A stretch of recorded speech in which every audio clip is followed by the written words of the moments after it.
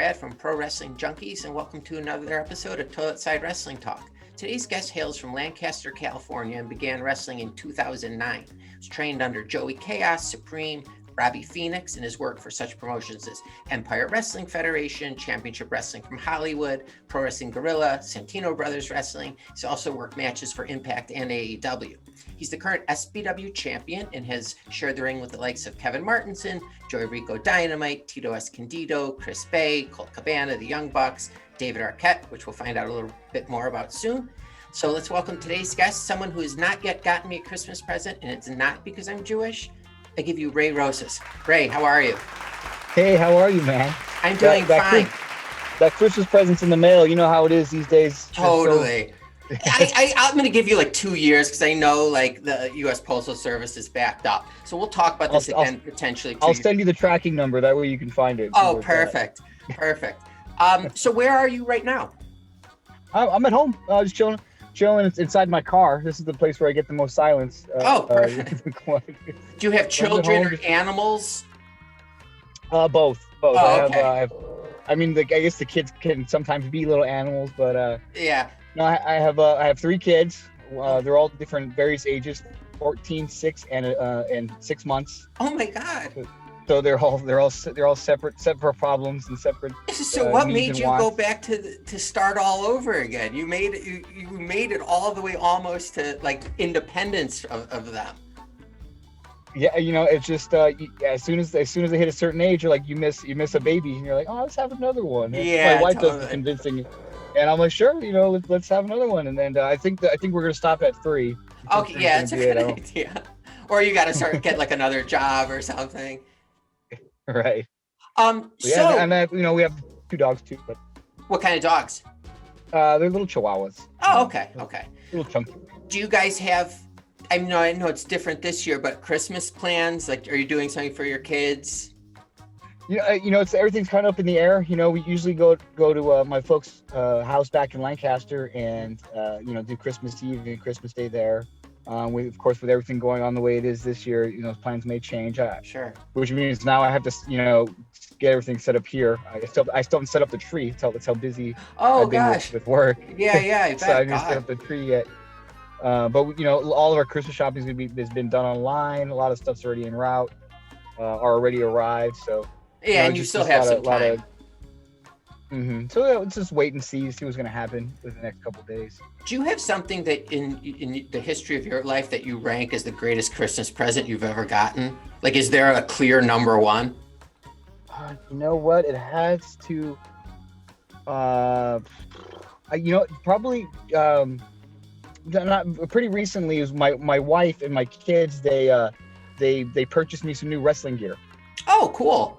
Like my daughter had drew it and designed it, and then my wife took it to a gear maker to get made. So it was a present from my whole family, some brand new wrestling gear. Oh, and did you feel great when you wore it? I haven't worn it yet. Actually. So right. As I'm saving it for a special occasion. So. Oh my God, that's awesome. So it was a family collaboration. You must really mean something to them. Yeah. So that's going to be the special big match. That's awesome. Big year. So. Yeah. Okay, David Arquette. What were the circumstances around David Arquette? Did you were you in the ring with him? So my tag team partner, my longtime tag team partner, Peter Avalon, who was on AEW as the librarian right now, or not even the librarian, he's back to pretty Peter Avalon. He was training him. I guess back when Dave was getting ready to start his big wrestling comeback, he had was making a lot of connections and trying to get people to give him ring time and people to train him. So Peter Avalon was training him for a good year. Wow. And when I think the first time we interacted was at mine and Peter Avalon's birthday party wrestling show. Okay. And he helped he did a little run in for us and there was a bunch of real cool stuff. And then when we finally wrestled, then he did a couple shows here in Southern California for Champs Wrestling Hollywood, for Bar Wrestling, and I think GCW. And then we finally had a chance to clash against each other at Bar Wrestling. I can't remember the exact show, but it was myself and Peter Avalon versus David Arquette in RJ City. And I remember I don't remember a lot of the match. It was so long ago. I do remember the little shtick that Peter and I had done, where I came in as the Ghostface killer from Scream, and Peter came in dressed in as a cop, and then we did this whole little skit, and then he unmasked me like it was Scooby Doo.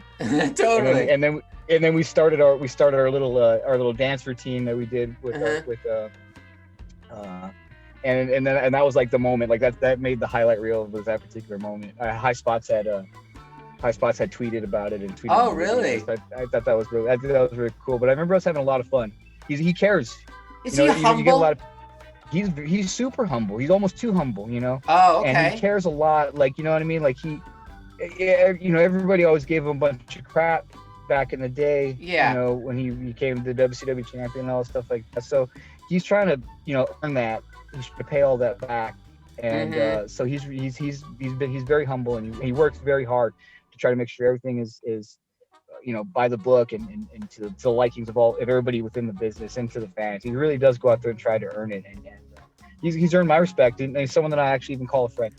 I look back at it now and say who wouldn't say yes to hey, we're gonna make you the champion, WCW World Champion? Who wouldn't say yes to that? And it wasn't his decision, No, it wasn't exactly. Hey, make me champion. It was something that said, hey, we're gonna make you champion. And if you ask him, he'll even tell you that he said it was a bad idea, but they still did it. Oh, really?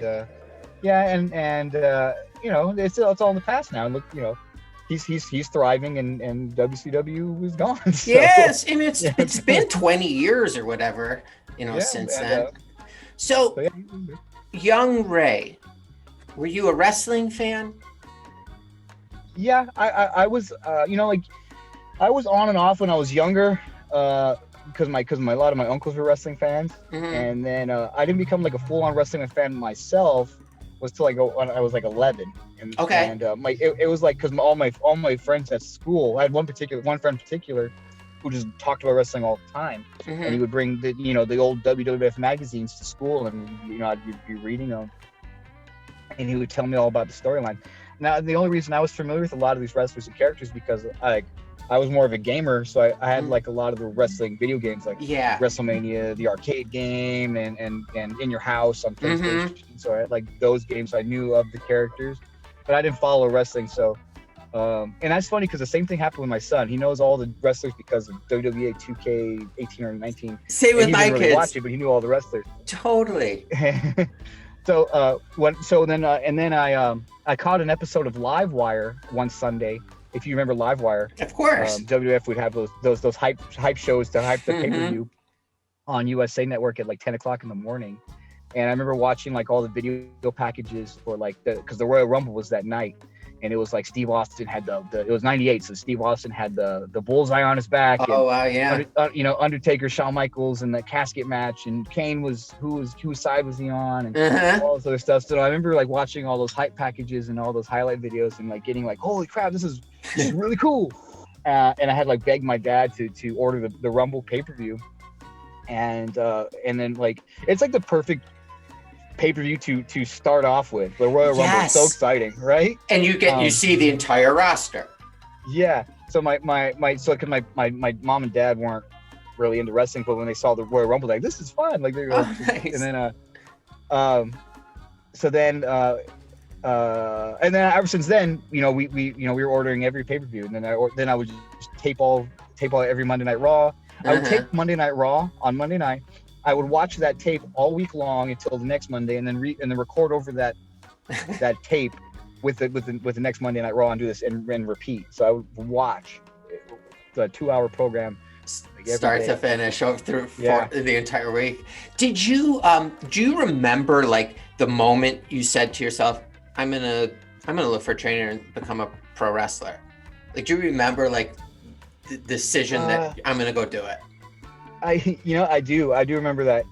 I was backyard wrestling a lot with my friends in my my teenage years, and I was always and I think because I watched Raw so many times, right? And I was watching wrestling in a different way than a lot of people were.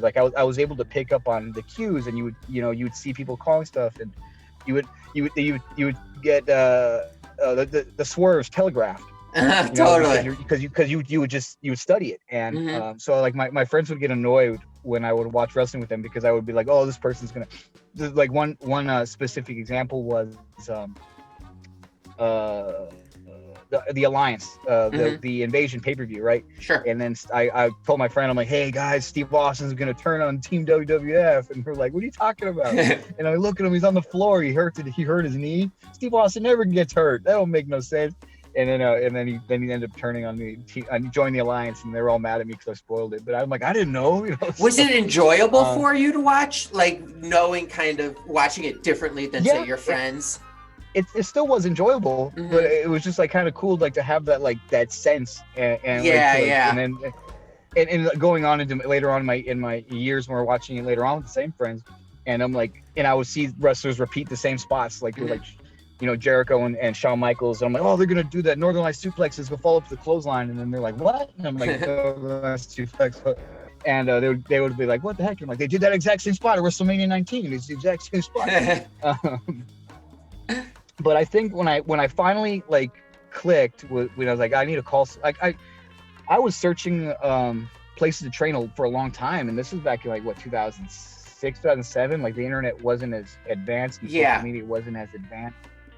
So trying to find a place to train here, like, especially in Southern California at the time, there was only maybe 2 places, and that was just like the School of Hard Knocks, which was the Empire Wrestling Federation with Jesse Hernandez. Okay. But that was in San Bernardino, and it was just way too far, and it was pretty expensive for a kid at my age at the time. Yeah, sure. And then there was like this place called Slammer's Gym, but it had been closed for like 3 years, but it was still coming up on any Yahoo searches. Okay. That's how long ago it was. I was searching stuff on Yahoo. Google wasn't even as prominent then. And I remember like I just got out of a relationship. It was pretty low. Like he's like, and so I was like, I'm really gonna look for a place to train and see, to help take my mind off of it. And I remember searching, and I found Santino Bros Wrestling Academy, and I called them, and they didn't. I called them on my phone, and they didn't pick up. And I was like, oh right, oh well, I tried. So then I called them back again, and they still didn't pick up. So I'm like, okay, all right, now we're really trying. And then I got a call on my phone, and I picked it up. I'm like, hello, and they're like, hello. I'm like, yeah, and they're like, did you call here? And I'm like, what? Yeah, what's here? And they're like, this is Santino Wrestling. And I'm like, oh yeah, I did call you. So that's the way my wrestling career started, with an awkward phone call. And how far is this from where you live?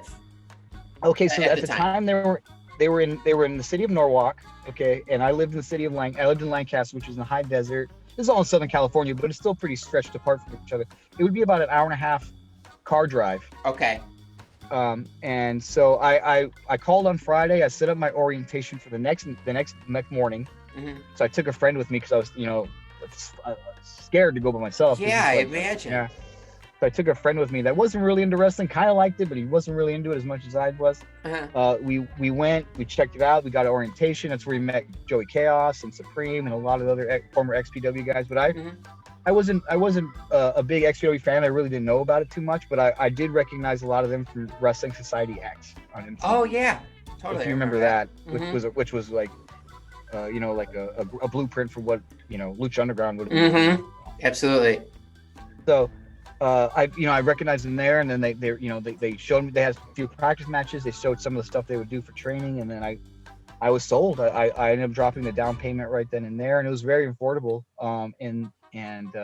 Like you had money left over afterwards, like to eat and stuff. Yeah, and then I started training the following week, and then ever since then I was, hooked, and I would go, and again it was like an hour and a half drive, and I would go 3 times a week to train because I wanted to get as much as I can and learn, and I would get there early and start setting up the mats and setting up the ring just to get a head start, and so that way when the trainers got there we just go right to training, just ready to go, not waste any time. Yeah.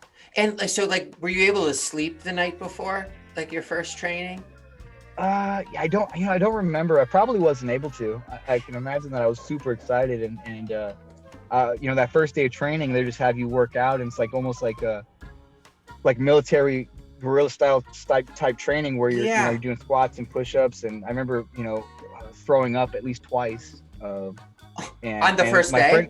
I threw up at least twice the first day, and then it kind of went like once every other week. But Yeah, they were doing some crazy stuff. We, it's like a military, and then we'd have to do some grappling and some shoot fighting, Uh-huh. amateur wrestling, and I don't have an athletic background, so I was the only thing I've ever kind of done is just like you wrestle with your older relatives and uncles Yeah, and cousins. totally. That's the only that's the only thing I've ever Uh-huh. done. But that's one of those things that really showed my trainers that like I wasn't very athletic. I didn't have a lot of good technique, but I would train 3 times a week to try to learn. I kept my mouth shut and just kept my eyes wide and ears open and try to soak in as much knowledge as I could. And never try to overstep. Like even though I'd done like backyard wrestling and done a few Yeah. things, like like I did leg drops on my friends, but I'm like, hey, can you show me how to do one properly? And they would show me, and then I would do it, and they're like, well, you already know how to do it. And I was like, well, okay, well, what I mean, I just want to make sure you Yeah, taught me exactly. first, so stuff like that, and that's how I earned a lot of the respect from the students and the trainers, because of how hard I was working, especially because how unathletic and how And how far untalented I was away at the you time. lived, like how it's a big effort Yeah. to just get there. How many other people were training at the same time as you? I mean, it was just me and my friend, right? Mhm. In that particular grouping, and Yeah. there was a group ahead of us that had like maybe about 10 or 11. Okay. And then so like I think the class before us, everybody had dropped out, so they just combined us, so there was like a group of 4. Mm-hmm. And so it was like at the time Santino Bros was out of training out of a backyard, right? So Okay. the ring is set up in backyard, the garage is set up for like a little smaller workout and wrestling mat areas, so they were gonna have a lot of overhead, so they were just trying to really pick the best of the best, so they were grinding and weeding out all the people that weren't gonna cut it. And did you see a lot of As people stop showing up? Oh yeah, all the time. Like you and I was the greenest person there. I was the least experienced person there. So when I would see people coming, like, cool, somebody that could be on my level, or someone that I could be better than, and the next they're gone. I'm like, damn it! Like, you're hoping for somebody to stay and do the journey with you instead of because I can I'm stuck in the middle, because I have to either catch up with the people in front of me, or like be able to by myself in my own class. It was like you try to play catch up, and you hold yourself, and you're being held at higher standards, because now I'm starting to excel a little bit and catch up with everybody. But then you see people come in, like, I hope this person stays around, because like it'd be cool, nice to have somebody underneath me. Yeah, to make you look good. Did So go on. No, I was just say, like, over the years at that time, we probably had maybe 400 to 500 people drop out. Oh wow, oh my God, that's crazy. It's a small town's worth of people. Yeah. So a lot of guys. Is there like ever a point where you're done training? You know what I mean? Oh no. Okay. It's all. I mean, it's. Are you constantly? Do you add new things to your repertoire regularly? I do. And that kind of helps with. Because it came to a certain point that I learned everything I could learn from Chaos and Supreme. Like they taught me everything that they could teach me, and so you go to learn from like a tag team called Los Luchas, right? They taught me everything about Lucha Libre, and then you learn a little bit from some other people from learn from B-Boy. You learn from a bunch of other veterans that are you see on the circuit. You learn from them. Just recently, before the pandemic really shut everything down, like I was training and learning from Eli Drake. Oh. And learning from Paul London, and like I've been around for a long time. They weren't treating me like a student, but I was treating myself like a student for them, like showing them the respect. Like, you guys are running this class, I'm going to do all the workouts, I'm going to learn from you guys. So the most like latest, and I think probably the most valuable piece of information I got was just something recently, and it could be a recency bias, but I just got it recently from Paul London, and he's like, a lot of guys know how to do things, but next thing you know, they need to do is learn why. So they need to know the difference between how and why when it comes to wrestling, and how to put matches together and use your moves. And he just told me that 4 months ago, and that's something that really left a big impression on me. Now, had I been someone that's like, all right, I'm done with my training, I'm done training, I'm done learning, I wouldn't pick that up. So now it's something for me to absorb, and then for me to pass on to people that I'm training. It's like, come on, guys, I know you know how to do these moves, I know you know how to put a match together, but now you need to know why certain things go in a certain position, or why you're telling this particular story, or why you need to sell this. So it was a valuable piece of information, and I just learned it 4 months ago. Wow. How often are you training others? I used to do it before the pandemic. I had my own class, so I was running about once a week. Mm-hmm. And then we were at Millennium Pro Wrestling, where I work at, we were running weekly Friday shows. So I would run a class every Wednesday, and then we have shows every Friday with pretty much the same group of kids. It was like a student show. Okay. For guys and what a great way to accelerate your learning by wrestling in front of a crowd every single week. Yeah. And, for sure. And more importantly, like wrestling in front of, and then the same people every single week. So you have to show them something different, or show them very, so you're not being stale. Did you do anything? I was also the booker for that.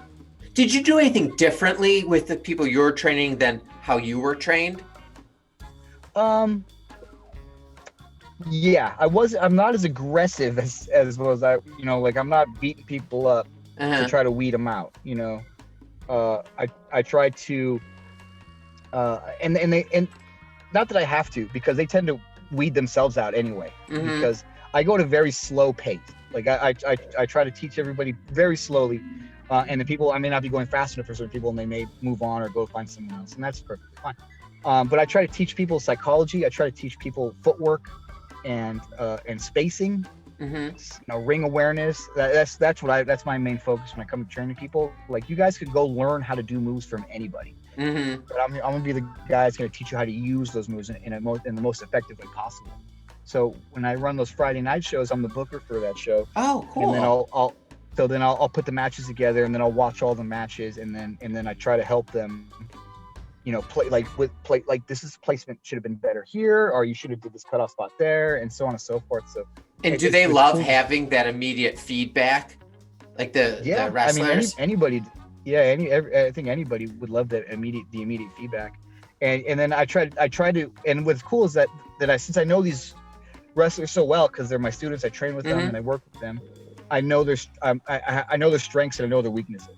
Okay. So I know how to utilize them as best as I can without them, going out there and hanging themselves out to dry. And then. Oh, go on. Oh, I'm just saying, like, and then working on their strengths, but then also work on their weaknesses. That so like we're like, okay, you may not be good at promos, so we're not going to have you stop doing promos completely. We're just going to have you do short, concise promos. Oh, we're going to we'll maybe script your promos a little bit until you start getting a feel for it, and then eventually you'll be able to cut promos on your own.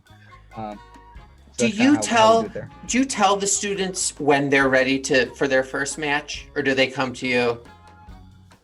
It's kind of a collaborative effort, because we have other trainers that are there at the school, and and we have of course the promoter who runs the whole promotion. So we kind of collaborate and talk about who's ready to go and then we kind of we don't throw them right out there. We try to put them with the person that can carry them the best.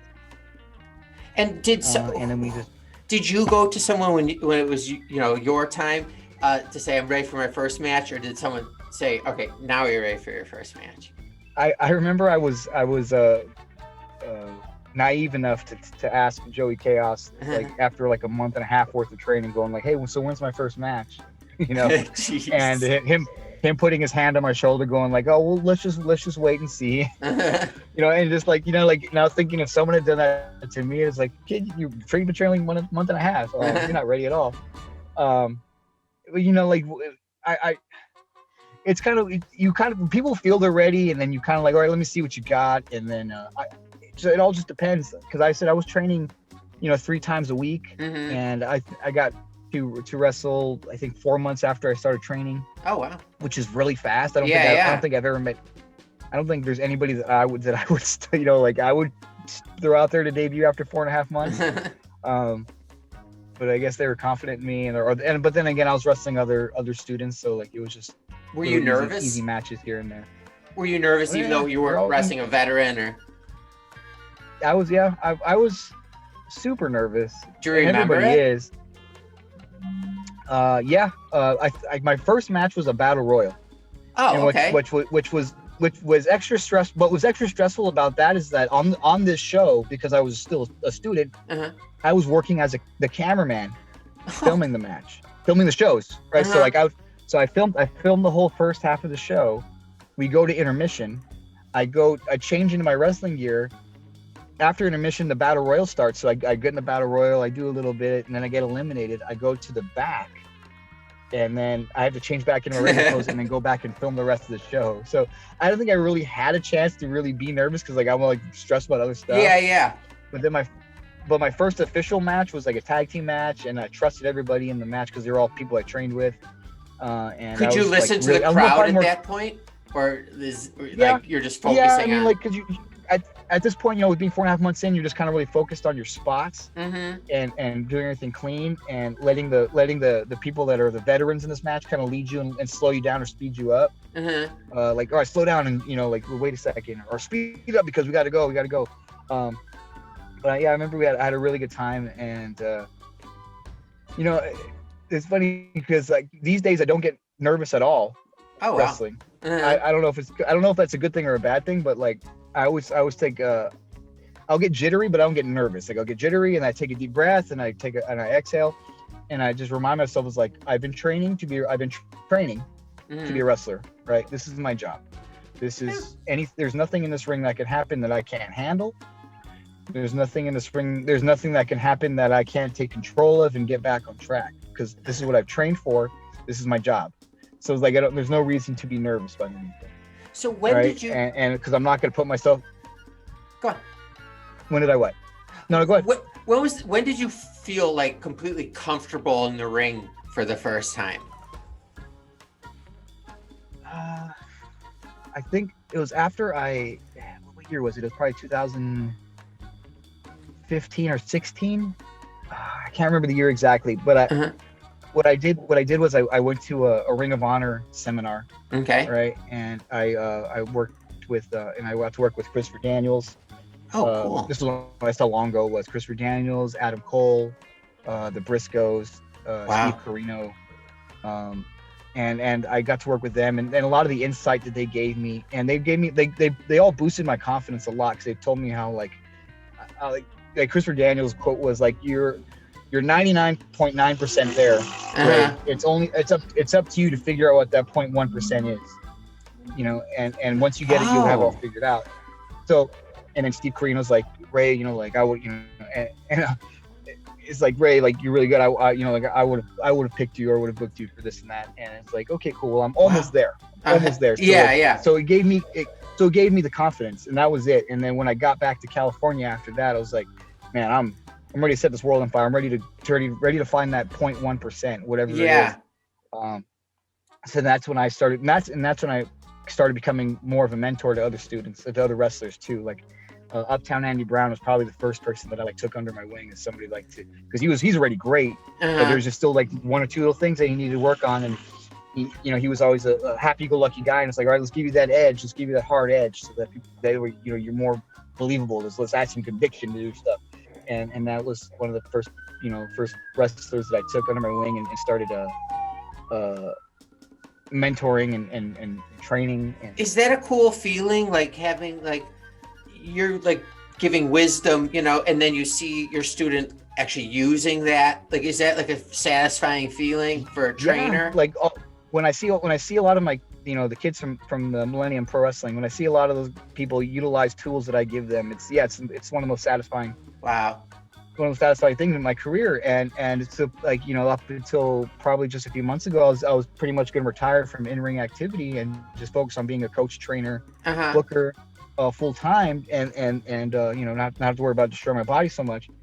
And that was like, because I got a lot of satisfaction out of watching my students grow and succeed. So I was looking. So in 2017, 18, and 19. It looked like you were working constantly. Like, I mean, you had do you have time for anything else? Like, are you able to have a relationship, working that many matches? And yeah, there was times I would be wrestling 4 or 5 times a week, and that was a fun week. I'd be wrestling on Tuesday and then training on Wednesday, and then wrestle Thursday for bar, and then Friday night at MPW, then a Saturday show in San Diego, and then maybe a Sunday show in Port Wayne for Championship Wrestling Hollywood. And those are fun times. It keeps me busy. Because you know, and I have a day job, so it's like Uh-huh. that's paying a lot of the bills, and that's all this wrestling money is just extra money. And Yeah. luckily for me, my wife is very supportive. Okay. She's a wrestling fan, so she knows how much wrestling makes me happy, and Uh-huh. and fulfills a lot of the stuff the stuff that I need to act out. I've Yeah. cooped up too long, and you just start going crazy. So she's like, you need to wrestle, you need to perform, because that's what I am. I'm a performer, and I Yeah. need to perform. Was she a wrestling Yeah, fan prior to you? yes. Oh, Yeah. wow. Gold mine. So I got lucky. So she Yeah. doesn't mind staying. She doesn't mind staying home, taking care of the kids while I go out there and That's great. and go out there and wrestle every week. Or yeah, and 2017, 18, 19, was a hell of a run. Probably the best run of my career, because I was wrestling every single week, several times a week, traveling all over the place, and having the time of my life. And then here in 2020, I get a chance to like sit, relax, and enjoy life a little more. Mm-hmm. Too bad, like, I can't go anywhere, do anything. Yeah. Spend time with my family. But I always try to stay balanced when it came to the wrestling and family life. Like, I try to spend, so if I'm going to spend this much time wrestling, I got to spend equal or more time with the family. So a lot of the time, like I said, I had a day job already, so all the wrestling money was just extra money. So that'd be more time for gifts, more time for season passes for Disneyland, or season passes for stuff like that. So take the family. So I spent a lot of my life really tired, but it's worth it, because I get to live my dream as a wrestler, but also fulfill my life as a father and his husband. Was there a time that you thought about, like, for your two older children, not the infant, like, I'm gonna expose them to wrestling now, like, on purpose, or was it just something like, if it happens, it happens? Like, if I'm watching it and they like it? If it happens, it happens. I'm not trying to push wrestling on them too much, because then it's like I don't want them to resent it or anything like that. Yeah. I don't want them to be into wrestling and like become wrestlers later on. But if that's what they want to do, that's what they want to. That's what they're gonna do if they set their hearts on it. Have they seen you at a live show? Yeah, they see me in a few live shows. They don't like going because they don't like see me get beat up, or my son gets really sad when I lose or stuff like that. Oh, really? Yeah, so he gets really sad when I lose, and so I don't like taking them to a lot of shows. Do they think of you like as like a superhero-y thing? You know what I mean? Like, if I imagine my dad's a wrestler, like, does that happen, or was it more when they were younger? My daughter, not so much now. Yeah, she's kind of over it. My son, though, he's the 6-year-old. I think that he sees me that way. That it's like he's a wrestler, superhero type vibe. Oh, that's awesome. Okay, so I'm gonna let you go soon. You did commentary at Championship Wrestling from Hollywood, like once or twice? Once or twice. Was that is that something you were interested in doing, or like getting back into doing going forward? I think there's a lot of, like, like I said, I was thinking about retiring, so I was like trying to look at a bunch of different things to still be in the business. Like, maybe I'll be an interviewer, maybe I'll be a ring announcer, maybe I'll be a referee. Like, I was trying to think of a bunch of different things. Oh, sorry about that. Yeah, so I was just trying to try on bunch of different hats, because I like being well rounded. I like being well versed in, like, I like being it sounds like it. Because I want to know everything about everything and do everything there is. That way, that just in case, like, because the in-ring activity, the wrestling is not going to last, or my body's going to break down, or my body's not going to take it anymore. So, and maybe a commentator, maybe a ring announcer, maybe an interviewer, maybe just strictly backstage producing. I try to do a little bit of everything, so that way, if I'm ever needed, and it just kind of helps my resume. Sure. If a major company is looking for, hey, they need an interviewer or a referee, like, a lot of wrestlers will change their position. Like, they'll stop being wrestlers when they go to WWE and be referees. But it's a job and it's money. Yeah, exactly. And you're still in the business. So that's as long as you can say it, and keep an open mind. And it's something that makes you happy still. Can you watch wrestling today? Like, can you watch like Raw and enjoy it as a fan, or are you like watching a lot of different things going on at once? I haven't really watched a lot of wrestling these days, like any modern wrestling. Okay. Because then I feel like it'll influence me too much subconsciously. Oh, like, cool, yeah. you know what I mean? Like where I'm putting a match together, and then I'll start doing spots that I've seen, and it's like, oh, I'm just copying, Adam Cole Yeah. or Gargano. So I try not to watch too much modern wrestling. It's hard. It's hard for me to separate myself and be a fan and watch it these days. I try to watch my friends like that I see get signed, and I try to watch their matches sometimes. Oh, cool.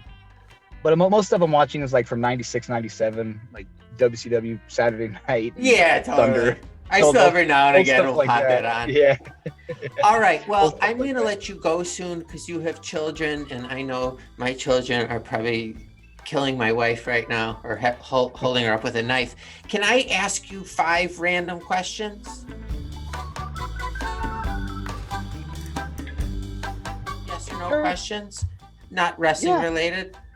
All right. Have you ever been drunk? Have you ever been drunk before 8 a.m. on a weekday? No. Okay. Have you ever had an invisible friend?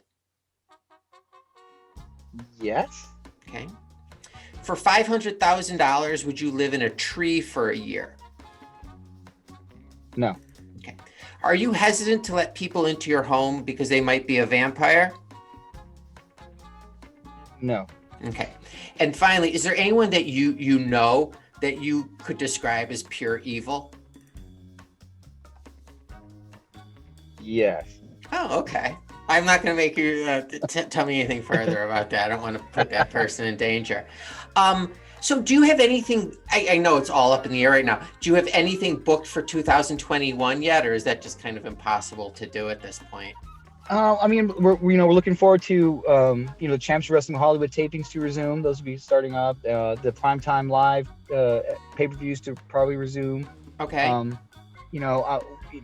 Millennium Pro Wrestling is always going to be there. So once we get the go ahead, we'll be resuming our weekly Friday night shows, and that's kind of my main. Where can people see those? Is it on Fight TV or IWTV? On Fight TV is where you can see the Champs Wrestling Hollywood, and Champs Wrestling Arizona, and all the United Wrestling Network, affiliates and stuff like that. As far as Millennium Wrestling, Millennium Pro Wrestling, you can go to YouTube and pretty much search that. We have a lot of good young talent that'll pop that's ready to pop the scene. There's Ground Zero Wrestling that's in San Diego that's run by B-Boy. He's on IWTV. Yeah, I've seen that before actually. Yeah, so there's a lot. It's a hotbed down here, and sooner, and what's crazy is we're getting a lot more exposure. A lot more guys are getting picked up from Southern California, so we're just just ready to go, ready to rock and roll. Because you see, Russ Taylor going to NXT, Jake Atlas, Danny Limelight's all over AEW, Candice LeRae, Jurassic Express. They're all from Southern California. Yeah. STU. These are all guys that are from Southern California, and they're tearing it up. So it's just showing how good the SoCal scene has been, and now they're finally getting recognized. So. Exactly. I was gonna say before I got recognized. Thank you so much. I hope you have a nice, happy, and healthy Christmas and New Year's. Now we're gonna have to do a part 2 because I also want to start talking about your character and stuff like that. So hopefully sometime in early 2021 we can do that. Yeah, I mean, I'm always happy to be on. I love, had a lot of fun. Great. So whenever you want to get me, Brad, just let me on. All right. Well, I'm going to take you up on that. All right, Ray. Thank you so much. Have a great evening, and we'll talk soon.